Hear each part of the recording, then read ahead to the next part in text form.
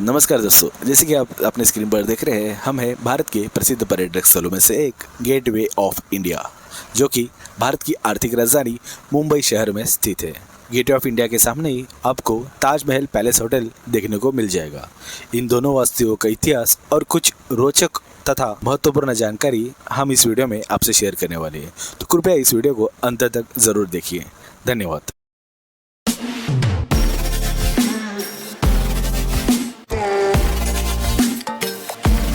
दोस्तों, आप सभी का हार्दिक स्वागत है आपके अपने YouTube चैनल में, जिसका नाम है सनी सैड्स व्लॉग्स। इस चैनल पे हम एक न्यू सीरीज़ चालू कर रहे हैं, जिसमें हम मुंबई में मौजूद टॉप 10 प्रसिद्ध जगहों को विजिट करने वाले हैं। और जैसे कि आप जानते हैं, हम पहले ही वीडियो में जा रहे हैं मुंबई के सबसे प्रसिद्ध पर्यटक स्थलों में से एक gateway of India. Gateway of India तक पहुंचने के कई तरीके हैं, लेकिन हम सार्वजनिक वाहतुक मार्गों का उपयोग करके गेटवे ऑफ इंडिया तक पहुंचेंगे, जिसमें कि ट्रेन और बस, इन जरिए से हम गेटवे ऑफ इंडिया तक पहुंचने वाले हैं। और जैसे कि आप देख रहे हैं, मुंबई की आइकॉनिक जग प्रसिद्ध लोकल ट्रेन, इस लोकल ट्रेन से हम आए हैं छत्रपति शिवाजी महाराज टर्मिनस तक। लोकल ट्रेन से गेटवे ऑफ इंडिया जाने के लिए आपको सेंट्रल या हार्बर लाइन से छत्रपति शिवाजी महाराज टर्मिनस इस स्टेशन पे उतरना होगा। और अगर आप मुंबई के वेस्टर्न लाइन से ट्रैवल कर रहे हो तो आपको चर्च गेट इस रेलवे स्टेशन पे उतरना होगा। तो जैसे कि आप देख रहे हैं, हमें फिलहाल छत्रपति शिवाजी महाराज इस टर्मिनस में छत्रपति शिवाजी महाराज टर्मिनस, ये वास्तु भी मुंबई के प्रमुख आकर्षणों में से एक है। इसे भी देखने के लिए देश और दुनिया भर से टूरिस्ट मुंबई में आते रहते हैं। छत्रपति शिवाजी महाराज टर्मिनस के बारे में भी हम इन डिटेल में आने वाले अगले सीरीज में आपको जरूर बताएंगे। छत्रपति शिवाजी महाराज टर्मिनस मुंबई के प्रमुख स्थानकों में से एक है। यहाँ पे दिन भर आपको भीड़ भाड़ दिखाई देगी। और छत्रपति शिवाजी महाराज टर्मिनस से गेटवे ऑफ इंडिया का अंतर है 3.5 किलोमीटर। ये अंतर पार करने के लिए आपको स्टेशन परिसर से ही बस या टैक्सी दोनों का ऑप्शन मिल जाएंगे। और जैसे कि आप देख रहे हैं, स्टेशन से बाहर निकलते ही सामने है टैक्सी स्टैंड। यहाँ पे टैक्सी खड़ी रहती है। 30 रुपये इसका शेयरिंग का चार्जेस होता है, जो आपको गेटवे ऑफ इंडिया तक छोड़ेगी। लेकिन हम जाने वाले हैं BST के बस से, जिसका बस स्टॉप हमें सामने ही दिखाई दे रहा है। और यहाँ पे आपको देखने मिलेगी मुंबई की नई डबल डेकर AC बस। हालांकि मुंबई की फेमस डबल डेकर नॉर्मल बस रिसेंटली बंद कर दी गई है और अभी फिलहाल मुंबई में AC डबल डेकर बस चल रही है। और इस बस स्टॉप से हमें बस पकड़नी है 116 नंबर की, जो हमें गेटवे ऑफ इंडिया तक छोड़ने वाली है। और अगर आप वेस्टर्न लाइन के चर्चगेट रेलवे स्टेशन पे उतरते हैं तो वहां से आपको 112 नंबर बस मिल जाएगी, जो आपको गेटवे ऑफ इंडिया तक लेके जाए। और हमें 116 नंबर बस मिल चुकी है। ये बस एक AC बस है और इसका किराया हमें लगा मात्र 6 रुपए। और इस रास्ते में आपको एक और आइकॉनिक जगह दिखाई देगी, जिसे कहते हैं एशियाटिक लाइब्रेरी या टाउन हॉल। यहाँ पे कई बॉलीवुड फिल्मों की शूटिंग की गई है, जैसे कि ओके जानू, तेजाब, शूटआउट लोखंडवाला और सिम्बा। और इस आइकॉनिक लोकेशन को भी आप विजिट कर सकते हैं जब आप आओगे गेटवे ऑफ इंडिया देखने के लिए। और ये बस हमें लगभग 10 से 15 मिनट में पहुंचा देगी गेटवे ऑफ इंडिया। रास्ते में आपको ब्रिटिश कालीन आर्किटेक्चर से बने हुए कुछ घर और बिल्डिंग्स दिखाई देंगे। काफी सुंदर सा ये दृश्य रहेगा। आजू बाजू में बिल्डिंग्स काफी बड़े बड़े और सुंदर सुंदर आपको दिखाई देगी इस पूरे रास्ते में, जो आप जाने वाले हैं CST से गेटवे ऑफ इंडिया तक। और इस BST बस की ये हमारी छोटी सी सुंदर सी जर्नी खत्म हो चुकी है। लगभग 15 मिनट हमें लगे हैं CST स्टेशन से गेटवे ऑफ इंडिया पहुंचने तक। बस से हम उतरते ही सामने ही आपको गेटवे ऑफ इंडिया दिखाई देगा। और जहाँ पे हमें बस छोड़ेगी, वहां से गेटवे ऑफ इंडिया जाने के लिए जो मेन एंट्री गेट है, वो सिर्फ पैदल 2 मिनट के दूरी पर है। और ये जो एंट्री गेट है, यहाँ पे आपकी चेकिंग की जाएगी। अगर गर्दी ज्यादा है तो यहाँ पे आपको थोड़ा समय लग सकता है।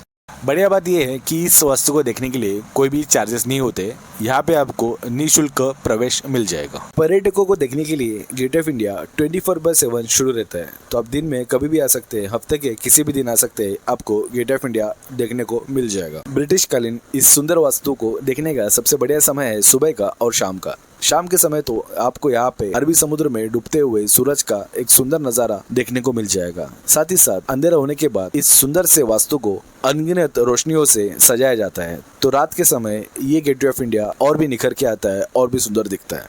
गेटवे ऑफ इंडिया के परिसर में आपको गेटवे ऑफ इंडिया के साथ साथ एक और आइकॉनिक फेमस जगह प्रसिद्ध वास्तु देखने को मिल जाएगी, वो है द ताजमहल पैलेस, जिसे हम ताज होटल भी कहते हैं। ये 5 स्टार होटल ठीक गेटवे ऑफ इंडिया के और अरबी समुद्र के सामने है, जिसे भी देखने के लिए देश और दुनिया भर से लोग मुंबई में आते हैं।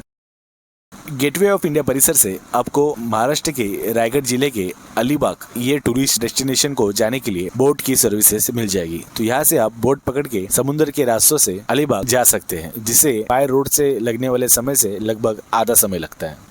और मुंबई का एक और टूरिस्ट अट्रैक्शन है जिसे भी देखने के लिए देश और दुनिया भर से लोग आते हैं, वो है एलिफेंटा केव्स, एलिफेंटा की गुफाएं। तो वहाँ जाने के लिए भी आपको गेटवे ऑफ इंडिया से ही फेरी या बोट पकड़नी होती है। तो अलीबाग के साथ साथ आपको एलिफेंटा लेने जाने के लिए भी यहाँ से फेरी या बोट मिल जाएगी। तो दोस्तों चलिए हम जानकारी लेते हैं आज के अपने मेन टूरिस्ट अट्रैक्शन के बारे में, जो है गेटवे ऑफ इंडिया। ब्रिटिश कालीन इस सुंदर सी वास्तु को बनाने का क्या उद्देश्य था और इस वास्तु की क्या अहमियत है, ये जानने के लिए हमें जानना होगा इस वास्तु के इतिहास में। तो सबसे पहले हमें जानना होगा दिल्ली दरबार के बारे में। अब दिल्ली दरबार क्या था? भारत तथा ब्रिटिश के नए राजा के घोषित होने के बाद भारत में दिल्ली के कोरोनेशन पार्क में एक भव्य भारतीय शाही सामूहिक सभा का नियोजन किया जाता था, जिसे इंपीरियल दरबार भी कहा जाता था। ब्रिटिश साम्राज्य के चरम सीमा पर 1877, 1903 और 1911 में इस दिल्ली दरबार का आयोजन किया गया। गेटवे ऑफ इंडिया का जो इतिहास है ये इसी 1911 में आयोजित की गई दिल्ली दरबार से शुरू होता है। इस दिल्ली दरबार में भारत के सभी प्रिंसली स्टेट के राजा और रानियां हैं, यहाँ पे आके इस दरबार में शामिल होते थे और साथ में ब्रिटिश राज के जो बड़े बड़े अधिकारी हैं वो भी इस दरबार में शामिल होके बड़े पैमाने पर नया राजा या रानी के उत्तराधिकारी घोषित होने के इस अवसर को बड़े पैमाने पे मनाते थे। 22 जून 1911 में ब्रिटिश तथा भारत के नए सम्राट के रूप में किंग जॉर्ज 5 इनका राज्याभिषेक किया गया। और जैसे कि आप जानते हैं, नया राजा घोषित होने के बाद भारत में दिल्ली दरबार का आयोजन किया जाता है। तो 1911 के इस शाही सम्मेलन में भेंट देने के लिए राजा और रानी इन दोनों ने भारत में आने का निर्णय लिया। किंग जॉर्ज 5 ये पहला राजा था जो भारत में आने वाला था और किंग जॉर्ज 5 के भारत में आगमन की खुशी में यहाँ के ब्रिटिश अधिकारियों ने गेटवे ऑफ इंडिया को बनाने का निर्णय लिया। इस भव्य वास्तु के आर्किटेक्ट थे स्कॉटलैंड के जॉर्ज विटेट और 1913 में बॉम्बे के तत्कालीन गवर्नर जॉर्ज क्लॉक ने इसकी आधारशिला रखी और इस स्मारक का निर्माण कार्य 1915 में शुरू हुआ, जो लगभग 10 वर्षों तक जारी रहा और साल 1924 4 दिसंबर को इस स्मारक का उद्घाटन रुफुस इसाक द्वारा किया गया, जो भारत के तत्कालीन वाइसरॉय।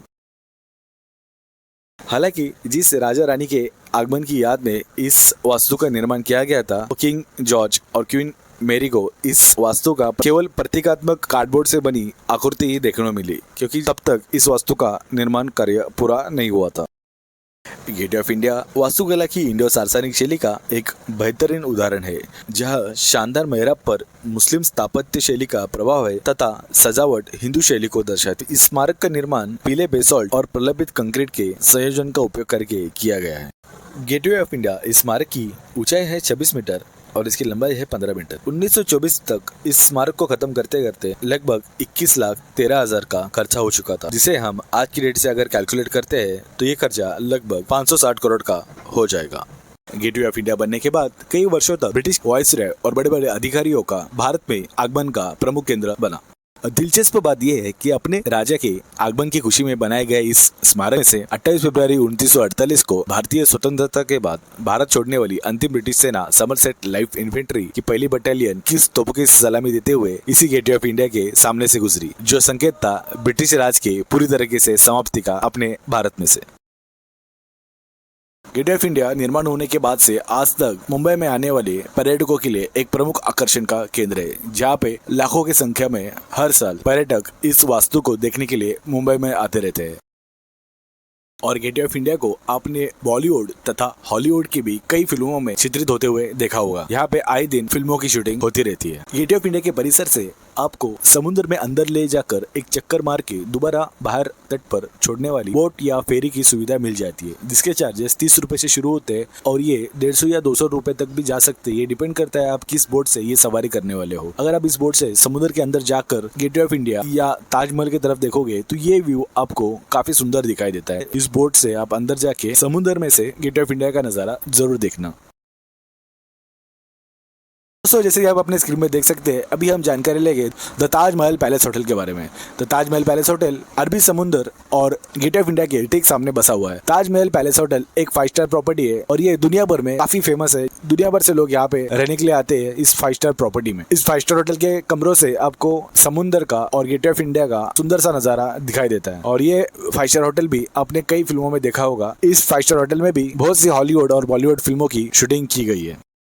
इस ताजमहल होटल का निर्माण जमशेदजी टाटा द्वारा कराया गया था और इसे लोगों के लिए 16 दिसंबर 1903 को खोला गया था। इस वास्तु के प्रमुख आर्किटेक्ट थे सीताराम खंडेराव वैद्य और DN मिर्जा और ये प्रोजेक्ट एक इंग्लिश इंजीनियर द्वारा पूरा किया गया था जिनका नाम था WA चेम्बर्स। इसके निर्माण की कुल लागत 2,50,000 यूरो थी। इस 5 स्टार होटल में कुल 560 कमरे एवं 44 स्वीट्स है। ये होटल विदेशी पर्यटकों में काफी फेमस है और आज तक यहाँ पे कई मशहूर हस्तियां यहाँ पर आके इस होटल में रह चुकी है, जिसमें अमेरिका के पूर्व राष्ट्रपति भी शामिल है।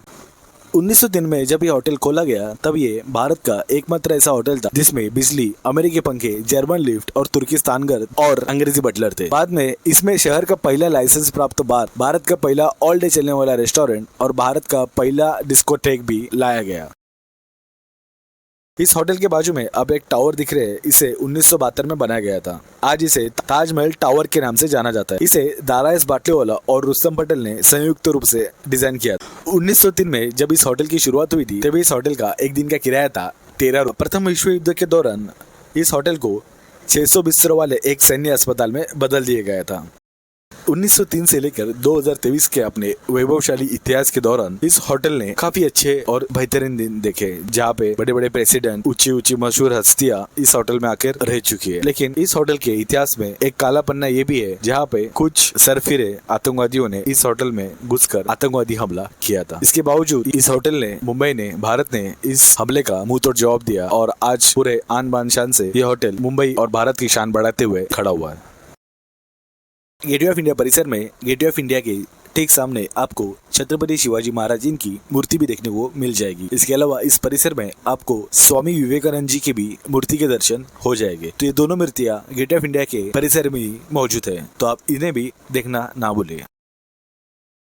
और जैसे मैंने आपको वीडियो के स्टार्टिंग में कहा था, मुंबई में टॉप 10 प्लेसेस टू विजिट की हम ये सीरीज करने वाले हैं, जिसके आज पहले भाग में हम आए हैं गेटवे ऑफ इंडिया और ताजमहल होटल के परिसर में। ये वीडियो आपको कैसे लगा आप मुझे जरूर कमेंट करके बताइए। अगर अच्छा लगा तो लाइक कीजिए, अपने दोस्तों परिवारों से शेयर कीजिए और अगर आप चैनल पे नए हो तो इस चैनल को प्लीज सब्सक्राइब कीजिए, जिससे आने वाली वीडियो और ये टॉप 10 प्लेसेस की वीडियो आपको सबसे पहले देखने को मिल जाएगी। धन्यवाद।